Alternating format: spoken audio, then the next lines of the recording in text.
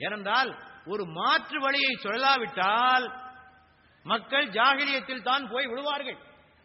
மாற்று வழியை சொல்லாத நிலையில் மக்கள் அதன் பக்கமாகத்தான் கவரப்படுவார்கள். ஆகவே எல்லாவற்றுக்கும் ஒரு மாற்று வழி தேவை.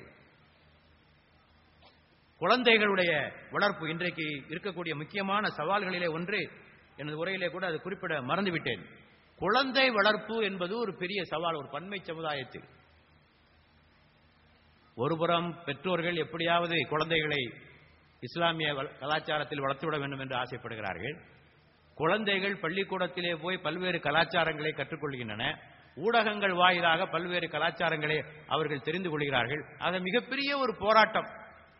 அதுவும் ஐரோப்பா, அமெரிக்கா போன்ற நாடுகளிலே முதல் முனையினருக்கும் ஃபர்ஸ்ட் ஜெனரேஷனுக்கும் 2வது ஜெனரேஷனிலே மிகப்பெரிய போராட்டம்.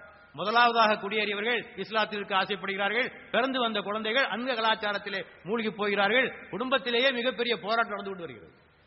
ஆக இதற்கு நாம் வீட்டிலே சூழ்நிலைகளை உருவாக்குவதுதான் அதற்கு சிறந்த வழியாக இருக்கும்.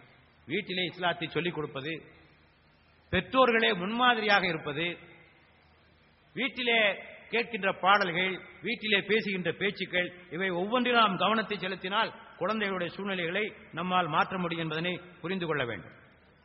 அடுத்தபடியாக பன்மை சமுதாயத்தில் நாம் கவனிக்க வேண்டிய இன்னொரு விஷயம், பிற சமுதாய மக்களோடு நம்முடைய உறவுகள் எப்படி இருக்க வேண்டும்.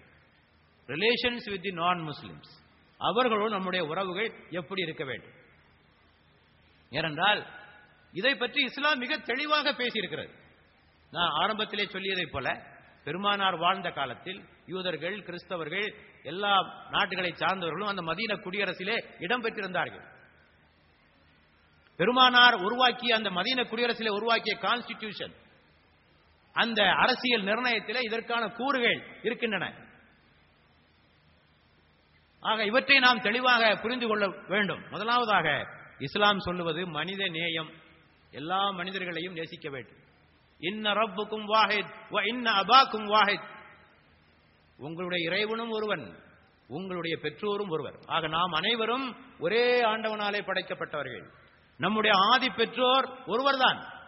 அவர் இந்துவாக இருந்தாலும் சரி, கிறிஸ்தவராக இருந்தாலும் சரி, யூதராக இருந்தாலும் எல்லாரும் யார் படைத்தது? இறைவன் படைத்தது. எல்லோரும் இங்கிருந்து வந்தவர்கள், ஆதம் ஹவ்வாவினுடைய வழித்தோன்றல்கள். ஆகவே அனைவரும் மனிதர்கள். மனித இனமே இறைவனுடைய குடும்பம், இயாலுல்லா, அல்லாஹ்வுடைய குடும்பம். ஆக இந்த கருத்தை நீங்கள் மனதிலே வைத்துக் கொள்ள வேண்டும்.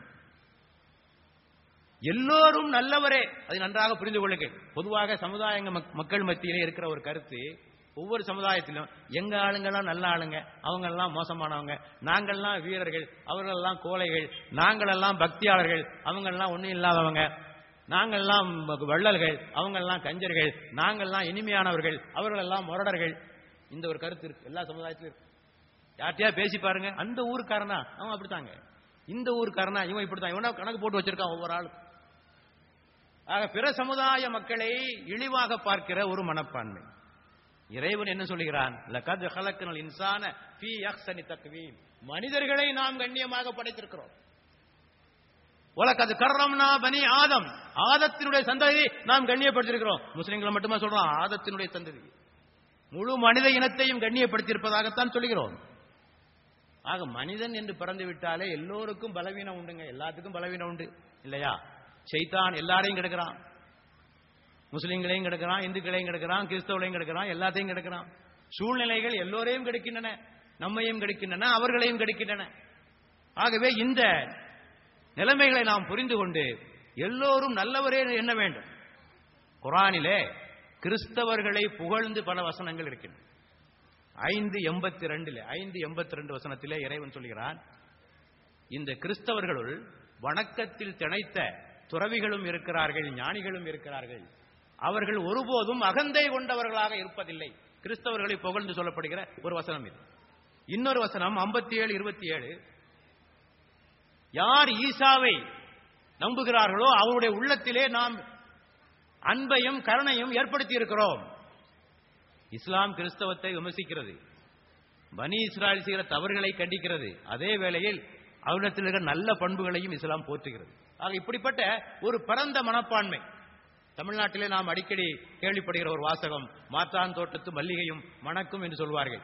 மாற்றான் தோட்டத்து மல்லிகையும் மணக்கும். ஆக நல்லவங்க எல்லா சமுதாயத்திலும் இருக்கிறாங்க. ஆகவே நம்ம சமுதாயத்தவர்கள் மட்டும்தான் நல்லவர்கள், மற்றவர்கள் எல்லாம் மோசமானவர்கள் என்ற இந்த கருத்தை நாம் மாற்றிக்கொள்ள வேண்டும். இந்த மாதிரி கருத்தை யார் தெரியுமா பரப்புவா? வகுப்புவாதிகள், ஏகாதிபத்தியவாதிகள், டெமனைசேஷன் என்று சொல்வார்களே, இந்த ஏகாதிபத்தியவாதிகளும் வகுப்புவாதிகளும் தான் ஒரு குறிப்பிட்ட சமுதாயத்தை இழிவுபடுத்தி கேவலப்படுத்துவார்கள். இன்றைக்கு முஸ்லிம்களை பார்த்து சொல்கிறார்கள், இவர்கள் தீவிரவாதிகள், பயங்கரவாதிகள், பெண்களை அடிமைப்படுத்துபவர்கள், 10ஆம் பசலிகள், வகுப்பு ஜனநாயகத்தினுடைய எதிரிகள். ஆக ஏனென்றால் அவங்களுக்கு இன்னொரு சமுதாயத்தின் மீது வெறுப்பை வளர்த்துத்தான் அவருடைய இயக்கத்தை நடத்த வேண்டும். அவங்கள்ட்ட வேற நோ பாசிட்டிவ் ஐடியாலஜி. ஆகவே நாம் அப்படிப்பட்ட காரியங்களை செய்ய வேண்டிய அவசியம் இல்லை. ஆகவே மனித நேயம், யாரையும் காயப்படுத்தாதீர்கள். பன்மை சமுதாயத்திலே நாம் கொள்ள வேண்டிய முக்கியமான விஷயம், உணர்வுகளையோ காயப்படுத்தக்கூடாது. அல் முஸ்லிமு மன் சலிமல் முஸ்லிமூன மின் லிசானிஹி வ யதிஹி. முஸ்லிம் என்றால் யார்? தனது கரத்தாலும் தனது நாவாலும் பிறருக்கு தீங்கிழைக்காதிருப்பவனே முஸ்லிம். இன்னொரு ஹதீஸிலே பெருமானார் சொன்னார்கள், எவரிடத்தில் பிறருடைய உயிர்களும் உடைமைகளும் பாதுகாப்பு பெற்றிருக்கிறதோ அவன்தான் முஸ்லிம் என்று சொல்கிறார்கள். ஆக எந்த வகையிலும் யாருக்கும் காயத்தை உண்டாக்கக்கூடாது. யஸ்ஸிரு வலா துஅஸ்ஸிரு பஷ்ஷிரு வலா துனஃபிரு. குர்ஆன் சொல்லி, ஹதீஸ் சொல்கிறது, மக்களுக்கு எளிதாக்கி தாருங்கள், மக்களுக்கு எளிதாக்கி தாருங்கள், கடினத்தை தராதீர்கள், மக்களுக்கு நற்செய்தி வழங்குங்கள், வெறுப்பூட்டாதீர்கள். ஆக ஒவ்வொரு விஷயத்திலும் நம்முடைய தொழுகை, நாம் சொல்லுகிற அதான், இவற்றினால் யாருக்கும் எந்த தொந்தரவும் வராமல் பார்த்துக் கொள்ளுங்கள். தொழுகையின் மூலமாகவோ அதான் மூலமாகவோ பிரச்சனைகள் வராதபடி பார்த்துக் கொள்ளுங்கள். தொழுகையெல்லாம் இன்றைக்கு 3 மணி நேரம் 4 மணி நேரம் தொழுகையை ஒலிபெருக்கியிலே போடுகிறார்கள். தொழுகையிலே ஓதப்படுவது தொழுகையாளிக்குத்தானே கேட்க வேண்டும். தொழுகையிலே ஓதப்படுவது தொழுகையாளிக்குத்தானே கேட்க வேண்டும். எல்லோருக்கும் கேட்கும் என்ற அவசியம் இருக்கிறதா என்ன யோசித்து பார்க்க வேண்டும். ஆக காயப்படுத்துகிற காரியங்களை செய்யாதீர்கள். குர்பான் கொடுக்கிற போது கூட அவருடைய உணர்வுகளை மதியுங்கள். குர்பான் கொடுப்பது நம்முடைய உரிமைதான், இல்லை என்று சொல்லவில்லை. ஆனால் அதை வெளிப்படையாக அவர்கள் எதை அருவருப்புக் கொள்கிறார்களோ அவற்றையெல்லாம் தூண்டும் விதமாக காரியங்களை நாம் செய்து கொண்டிருக்க கூடாது. ஆக நாம் நலம் நாடுபவர்களாக இருக்க வேண்டுமே தவிர தொல்லை தருபவர்களாக நாம் இருக்கக்கூடாது. அடுத்தபடியாக இந்த பன்மை சமுதாயத்தில் நாம் இணக்கமாக வாழ வேண்டும் என்று சொன்னால் நாம் செய்ய வேண்டிய ஒரு பணி மனிதகுல சேவை, ஹித்மத்துல் கல்க், மக்களுக்கு சேவையாற்றும். மனித உள்ளங்களை இழைப்பதிலே இந்த சமூக சேவைக்கு மிகப்பெரிய பங்கு உண்டு. சமூக சேவை மக்களுடைய உள்ளங்களை இணைப்பது போன்று வேறு எந்த காரியம் செய்வதில்லை. இஸ்லாத்தை பொறுத்தவரையில் சமூக சேவை செய்வதில் முஸ்லிம் அல்லாதவர் என்ற ஒரு கருத்து எங்குமே காணப்படவில்லை என்பதை நீங்கள் தெளிவாக புரிந்து கொள்ள வேண்டும். சமூக சேவை சம்பந்தமான எல்லா ஹதீதுகளையும் நீங்கள் படித்து பாருங்கள். அவை பொதுவாகத்தான் இருக்கும். முழு மனித இனத்தை நோக்கித்தான் இருக்கும். விதவைகளுக்கும் கதியற்றோருக்கும் உதவுவன் இரவெல்லாம் நின்று வணங்கியதைப் போலாவான், பகலெல்லாம் நோன்பு நோற்றவனை போலாவான், இறை பாதையிலே உயிரை தியாகம் செய்தவனாவான். இங்க சொல்லியிருக்கிற வார்த்தையை பாருங்க, விதவைகள் கதியற்றவர், அவ்வளவுதான். முஸ்லிம் விதவை, முஸ்லிம் கதியற்றவ, இந்த வார்த்தையெல்லாம் இல்லை. இதை நன்றாக புரிந்து கொள்ளுங்கள். ஆக உறவுகள் பலப்பட வேண்டும் என்றால் மனிதகுல சேவை செய்ய வேண்டும். அடுத்தபடியாக நீதியாக நடந்து கொள்ளுங்கள். நீதியாக நடந்து கொண்டாலே இணக்கம் ஏற்படும். பாயா நியாயத்தான் பேசுவான். தனக்கு ஒரு நீதி, அடுத்தவனுக்கு ஒரு நீதி என்று வைத்துக் கொள்ள மாட்டான். முஸ்லிம்களே தவறு செய்தாலும் தவறு என்று சொல்லுவான். இந்த பெயர் நமக்கு வர வேண்டும். இந்த நிலை இருந்தால் இணக்கம் இந்த நாட்டிலே உருவாவதற்கு வாய்ப்பு இருக்கிறது.